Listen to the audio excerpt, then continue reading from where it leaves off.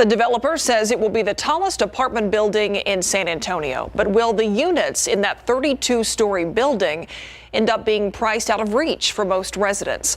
Weston Urban's 300 Main development broke ground today. That's at the corner of Main and Soledad in the heart of downtown. Now, though these will end up being market price apartments, City Hall reporter Garrett Berger tells us the city and the county are providing more than $8.2 million in combined incentives. Garrett joins us live now. So, Garrett, what's the story here? What's the breakout of what they're getting? Well, Myra, it's a mix of tax and fee reimbursements that we're going to see, with the city bringing the lion's share of the incentives to the table, about $7.5 million. Now, this project is going up at a time when city officials have been talking at length about the need for affordable housing development, which is not how you'd classify this one. Now, when all 32 stories are finished in 2 years, the apartments in them will be priced at market rate.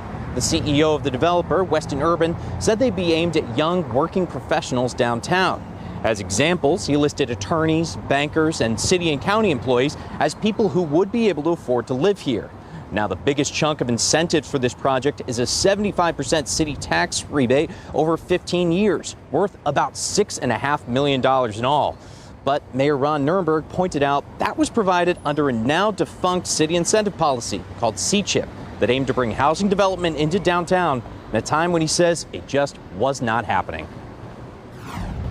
That's what you're seeing here, is that about a decade's worth of work in articulating that priority for us to have a healthy economy and a healthy housing market downtown. That program was created. The market is beginning to prove up on its own, so we've eliminated that program. And now we're focused on the units that are being created that wouldn't be created by the market alone. Now, C-CHIP sunset in late 2020, and this was one of the final projects approved.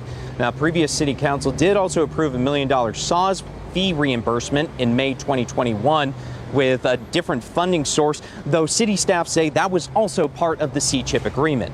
And county commissioners just a few months ago approved a 6-year partial tax reimbursement on their side. Now, the C-CHIP agreement does also include a provision that prohibits the developer from going above a maximum amount of rent once this building is actually in operation. And the other quarter of the city's tax dollars during that 15-year grant period, those will be put into a fund for affordable housing. Live downtown, I'm Garrett Berger, KSAT 12 News.